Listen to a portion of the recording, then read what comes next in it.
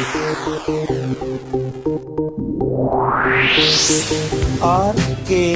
स्वागत है दोस्तों आपका एक बार फिर से हमारे YouTube चैनल RKB कैंफी वीडियोस में।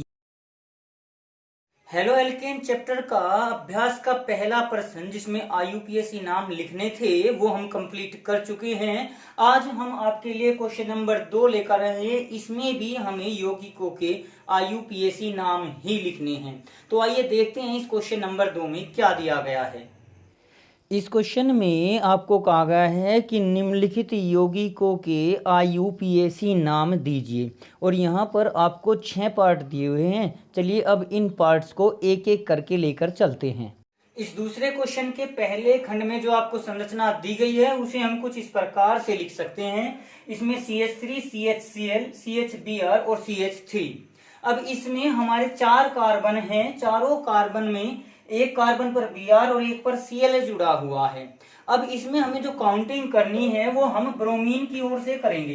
तो इस प्रकार से इसकी हम गिनती कर सकते हैं। अब यहाँ पर अगर हमें इसका नाम लिखना है तो वो कर सकते हैं। दूसरे स्थान पर ब्रोमीन आया हुआ है तो 2 ब्रोमो, तीसरे स्थान पर क्लोरीन है तो 3 क्लोरो और 4 कार्बन हो गए तो ब्यूटेन। इस प्रकार से इसका नाम लिखा जा सकता है। अब इसी क्रम में अगर हम सेकंड संरचना की बात करें तो सेकंड संरचना में आपको CH, F2, CBr, ClF ये इस प्रकार से दिया गया है। इसे हम अगर थोड़ा सा और आसान रूप में लिखें तो कुछ इस प्रकार से CH जो F2 है, एक F यहाँ पर, एक F यहाँ पर लिख सकते हैं। उसके बाद फिर C, अगला C ये आ गया। उसके बाद फिर एक Br, Cl और एक F, एक Br, एक Cl और एक F, यानी एक कार्बन पर तीनों ये हैलोजन हैं और एक कार्बन पर 2 हैलोजन और एक हाइड्रोजन है। इस प्रकार से इस संरचना को लिखा जा सकता है। अब अगर गिनती करेंगे तो ब्रोमीन वाले कार्बन की ओर से गिनती हम इसमें कर सकते हैं, क्योंकि अल्फाबेटिकली ऑर्डर में अगर देखें तो ब्रोमीन यानी B, क्लोरोन और फ्लोरो, क्लोरीन का C और फ्लोरीन का F उससे पहले ही आता है, तो इधर से काउंटिंग हमने कर दी। अब इसका नाम अगर लिखेंगे तो 1 ब्रोमो, पहले कार्बन पर है ब्रोमो तो 1 ब्रोमो, पहले ही कार्बन पर है आपका क्लोरो, ये हो जाएगा आपका 1 क्लोरो। और उसके बाद पहले, दूसरे और दूसरे पर यानी 1, 1 और 2 3 बार आया तो ट्राई फ्लोरो और 2 कार्बन है तो एथेन। तो इस प्रकार से आपका इस दूसरे कंपाउंड का नाम तैयार हो जाता है। 1 ब्रोमो, 1 क्लोरो, 1, 1, 2 ट्राई फ्लोरो एथेन। अब इसके थर्ड खंड में देख लेते हैं। थर्ड खंड में आपको दिया है Cl, CH2, C triple bond C, CH2, Br। अब इसमें भी क्लोरीन और ब्रोमीन दिया हुआ है तो ब्रोमीन की ओर से काउंटिंग कर लेंगे। इसमें आपके 4 कार्बन हैं तो पहले कार्बन पर आपका ब्रोमीन है यानी ये हो जाएगा 1 ब्रोमो, चौथे कार्बन पर क्लोरीन है तो 4 क्लोरो और उसके बाद 4 कार्बन पर बनता ब्यूटेन, एन बनता लेकिन ट्रिपल बॉन्ड आने का आइन हो जाएगा तो ये हो जाएगा ब्यूट। अब कौन से कार्बन पर 2 और 3 के बीच है तो ब्यूट 2 आइन, ये इसका नाम हो जाएगा। इस प्रकार से हम 3 खंड तो कर चुके हैं। अब अगले 3 खंडों को भी देख लेते हैं। चौथे खंड में जो संरचना आपको दी गई है, जो यौगिक आपको दिया है, उसको अगर हम कुछ विस्तार पूर्वक लिखें तो कुछ ऐसे लिखा जा सकता है। देखिए 3 CCl3 एक कार्बन के साथ जुड़े हुए हैं तो एक कार्बन के साथ एक तो जोड़ लीजिए Cl, इसकी 4 संयोजकताएं होती हैं कार्बन की, तो दूसरी, तीसरी और चौथी। इस तीसरी संयोजकता पर अगर हम देखें तो CCl3 जुड़ा हुआ है, यहां भी CCl3 जुड़ा हुआ है, इस पर भी CCl3 जुड़ा हुआ है। इन तीनों जगह पर Cl जुड़ा हुआ है, Cl, Cl और Cl। इस संरचना को हम कुछ इस प्रकार से लिख सकते हैं। यहां पर ये हमारा पहला कार्बन, ये दूसरा और ये तीसरा कार्बन। तो जब हम इसका नाम लिखते हैं तो पहले कार्बन पर 3 क्लोरीन है, 1, 1, 1 3 बार तो इस पर आ गई।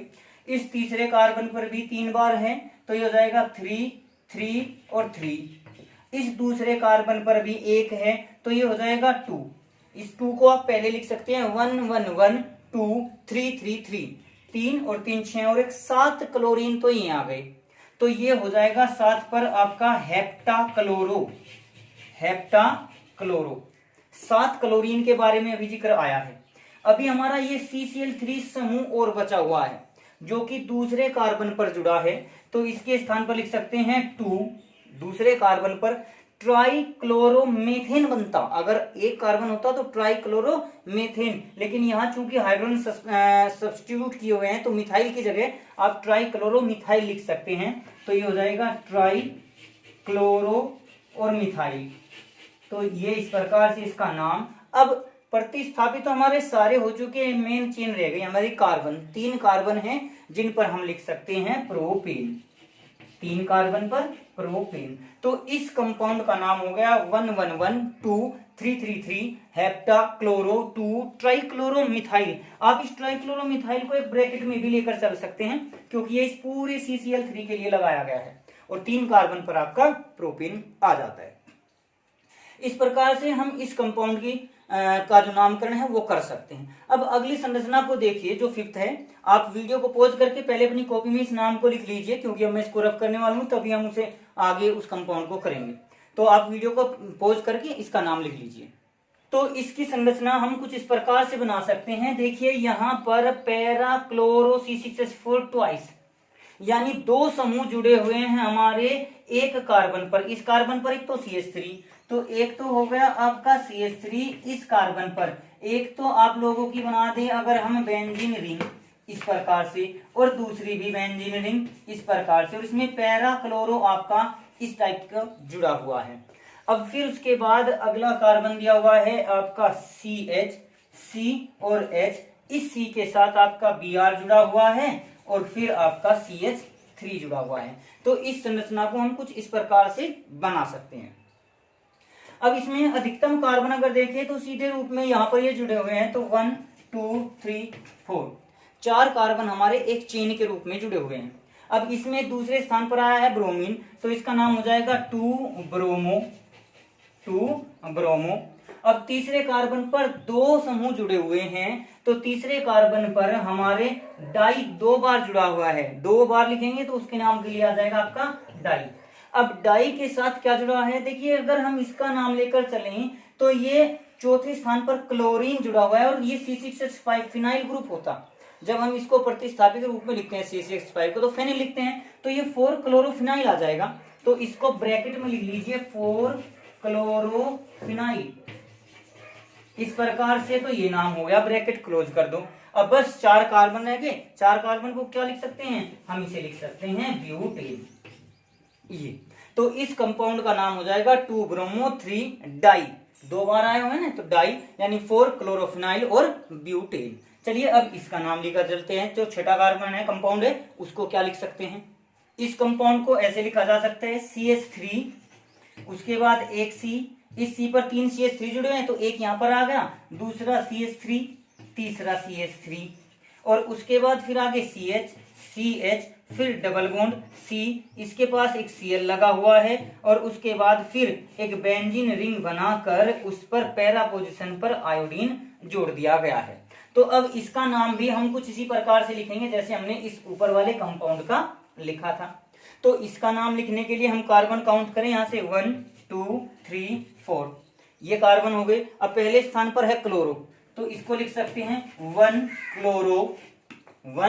क्लोरो। पहले पर ही आपका ये आयोडोफिनाइल बनता, जैसे इसमें हमने क्लोरोफिनाइल लिखा था, ये फिनाइल होता, लेकिन चौथे पोजीशन पर आयोडीन है तो आयोडोफिनाइल P आता है, और CH3 का होता है मिथाइल, M से नाम बनता है, तो M पहले आएगा तो पहले इसको लिख लेंगे, यानी हो जाएगा 3 डाई मिथाइल। और उसके बाद पहले पर आ जाएगा 1 के स्थान पर आप लिख सकते हैं 4, आगे 1 और चौथे स्थान पर ये आयोडोफिनाइल, 4 आयोडो और फिनाइल। इस प्रकार से इसको लिखकर, और बाकी कितने कार्बन बचे, 4 पर आपका आ जाएगा ब्यूटेन। तो इस प्रकार से हम इनका नाम लिख सकते हैं। तो ये दूसरा क्वेश्चन आपका कंप्लीट हो गया। इसमें 6 खंड दिए हुए थे। अब तीसरे खंड को देख लेते हैं। अब तीसरे क्वेश्चन को देख लेते हैं, उसमें क्या दिया गया है। तीसरे क्वेश्चन में आपको कहा है कि निम्नलिखित कार्बनिक हैलोजन यौगिकों की संरचना दीजिए। जैसे पहले नाम में आपने संरचना का नाम लिखा था, इसमें आपको नाम दिया गया है और उससे संरचना बनानी है। तो आइए इन 8 पार्ट को हम देखते हैं किस प्रकार से सभी पार्ट को कर सकते हैं। क्वेश्चन नंबर 3 में आपको कुछ नाम दिए गए हैं और उसकी संरचना आपको निर्मित करनी है। जैसे यहाँ पहले 2 खंड मैंने लिख दिए हैं, अब इसी क्रम में 2-2 खंड करके हम इस क्वेश्चन को कंप्लीट कर लेंगे। तो दूसरे में जो पहला क्वेश्चन दिया है आपको, इस क्वेश्चन तीसरे क्वेश्चन में पहला खंड, उसमें कहा है 2-क्लोरो-3 मिथाइल पेंटेन, इसकी संरचना हमें बनानी है। तो सबसे पहले इसमें हम मैक्सिमम कार्बन नंबर देख सकते हैं, तो पेंटेन से 5 कार्बन हमारे आ जाते हैं। तो 5 कार्बन बना लीजिए, 2, 3, 4 और 5। इनमें एक तरफ से काउंटिंग कर दीजिए 3, 4, 5। ये हमारा पेंटेन हो गया अभी तक। अब बाकी बस प्रतिस्थापी को जोड़ दीजिए। दूसरे स्थान पर क्लोरो, दूसरे स्थान पर क्लोरो, तीसरे स्थान पर मिथाइल, तीसरे पर मिथाइल, और बाकी और कुछ है ही नहीं, तो बाकी इसकी संयोजकता पूरी कर दीजिए। कार्बन की संयोजकता होती है 4, इस कार्बन की एक संयोजकता पूरी है, बाकी बची 3, तो 3 हाइड्रोजन जोड़ दीजिए। इसकी 3 संयोजकता हो चुकी, एक बची, तो 1 हाइड्रोजन जोड़ दीजिए। इसी प्रकार से इस कार्बन की 3 संयोजकता पूरी हो चुकी, एक बची, तो वहां पर 1 हाइड्रोजन। अब यहाँ पर 2 संयोजकता पूरी हो चुकी, तो 2 हाइड्रोजन जोड़ दीजिए, शेष 2 बची, और बाकी इस पर आपकी 3 बची हुई है, तो तीनों हाइड्रोजन जोड़कर संयोजकता को पूरी कर लेंगे। अगले क्वेश्चंस में भी हम इसी प्रकार से संयोजकता को पूरी केवल हाइड्रोजन से करते हैं। जैसे यहाँ पर आया 1-क्लोरो-4-इथाइल साइक्लोहेक्सेन, यहाँ पर लास्ट में आया साइक्लोहेक्सेन, हेक्स 6 कार्बन है, तो ये आपका 1, 2, 3, 4, 5, 6, इस प्रकार से 6 कार्बन आपके तैयार हो गए। डबल बॉन्ड इसमें है नहीं, तो इसलिए साइक्लोहेक्सेन हो गया। इसमें हम कार्बन 1, 2, 3, 4, 5, 6 कार्बन है हेक्सेन की। तो इसमें पहली पोजीशन पर क्लोरो आया हुआ है, तो पहली पोजीशन पर क्लोरो जोड़ दीजिए, और चौथी पोजीशन पर इथाइल जोड़ दीजिए, यानी C2H5 जोड़ दीजिए। इस प्रकार से इसकी संरचना निर्मित हो जाती है। अगले खंड को देखते हैं। इस तीसरी संरचना में 2-क्लोरोफिनाइल 1 आयोडो ऑक्टेन, ऑक्टेन से हमारे 8 कार्बन हो जाते हैं। तो 1, 2, 3, 4, 5, 6, 7, 8। अब इन 8 पर काउंटिंग कर लीजिए, 1, 2, 3, 4, 5, 6, 7, 8, 8 कार्बन हो गए ऑक्टेन। अब इसमें दूसरे कार्बन पर 2-क्लोरोफिनाइल, फिनाइल यानी बेंजीन रिंग, ये बेंजीन रिंग हमने इस पर जोड़ दी। अब बेंजीन रिंग में भी दूसरी पोजीशन पर क्लोरो जोड़ा गया है, क्लोरो, तो ये हो गया दूसरी पोजीशन पर क्लोरो।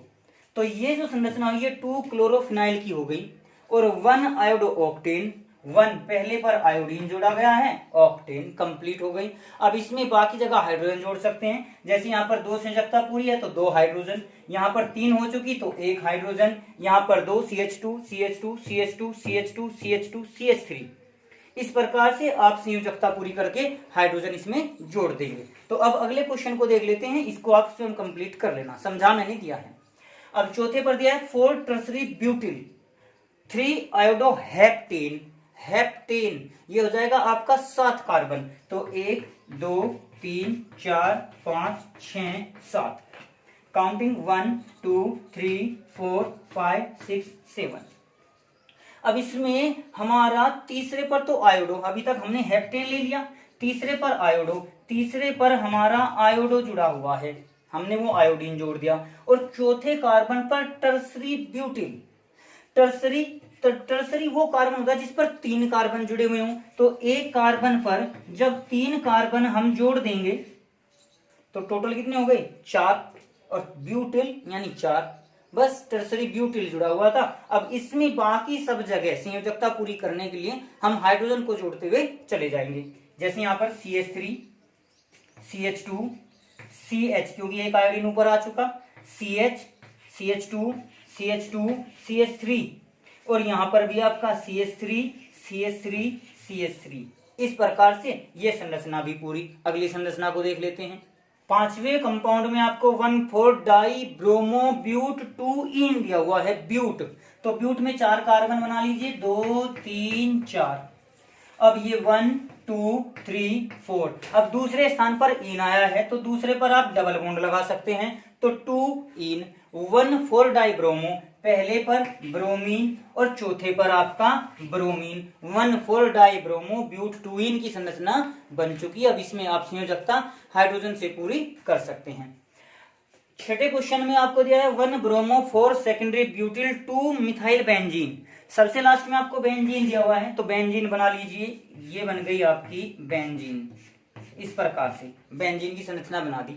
इसमें 6 कार्बन, 1 2 3 4 5 6, तो बेंजीन हो गई। अब पहले पर दिया हुआ ब्रोमो, तो पहले पर जोड़ दिया आपने ब्रोमीन। चौथे पर सेकेंडरी ब्यूटिल, चौथे पर सेकेंडरी और ब्यूटिल। सेकेंडरी वो कार्बन होता है जिससे 2 कार्बन जुड़े हों, 1 और 1 2, लेकिन अभी हमारे यहाँ पर 3 ही कार्बन हुए, चौथा और कार्बन, तो यहाँ चौथा कार्बन भी जोड़ दीजिए। इस कार्बन के साथ तो 2 ही कार्बन जुड़े हुए हैं, तो ये हो गया सेकेंडरी ब्यूटिल। और 2 मिथाइल, 2 दूसरे पर आपका आ गया मिथाइल, ये, और बेंजीन हमने पहले ही बना दी, तो ये इसकी संरचना हो गई। फिर वही बाकी जो संयोजकताएं बची वहां आप हाइड्रोजन जोड़कर पूरा कर सकते हैं, CH3 CH CH2 CH3। तो लास्ट 2 संरचनाएं और हैं, चलिए उनको देख लेते हैं वो क्या दी गई हैं। ये दिया हुआ है para bromo chloro benzene, benzene बना लीजिए सबसे पहले, ये आपकी बन गई बेंजीन। और इसमें अगर एक पोजीशन को लिया जाए तो उसके रेस्पेक्ट में ये ऑर्थो, ये मेटा और ये पैरा होती है। तो पैरा पोजीशन पर ब्रोमो और क्लोरो जुड़ा हुआ है, यहाँ पर आप ब्रोमो जोड़ दीजिए, यहाँ पर आप क्लोरो जोड़ दीजिए, तो ये इसकी संरचना तैयार हो गई। अब अगर हम लास्ट की बात करें परफ्लोरोबेंजीन, परफ्लोरोबेंजीन एक्चुअल में होती है 1 2 3 4 5 6 हेक्सा फ्लोरोबेंजीन, इसको परफ्लोरोबेंजीन कहा जाता है, यानी इसके हर एक पोजीशन पर फ्लोरीन जुड़ा हुआ है। तो यहां जब हम बेंजीन की संरचना बनाते हैं तो बेंजीन की संरचना में हर एक जगह बस फ्लोरीन को जोड़ते हुए चले जाइए, आपकी परफ्लोरोबेंजीन की संरचना बन जाएगी। तो इस प्रकार से आप इन संरचनाओं को पूरा कर सकते हैं। तो आज की वीडियो में हमने आपके 2 क्वेश्चन कंप्लीट कर दिए, बाकी बचे हुए क्वेश्चन अब आपको क्रमागत अगली वीडियो में मिलते रहेंगे। तो हमारे चैनल पर आप बने रहिए ताकि आपको वीडियो अगली मिलती रहे और आपको ये कक्षा 12 का जो सिलेबस है वो कंप्लीट क्लियर हो जाए। आज की वीडियो में बस इतना ही। अगली वीडियो प्राप्त करने के लिए हमारे चैनल को सब्सक्राइब करें, वीडियो को लाइक करें और अगर वीडियो अच्छी लगे तो कमेंट्स करें और दोस्तों को भी शेयर करें।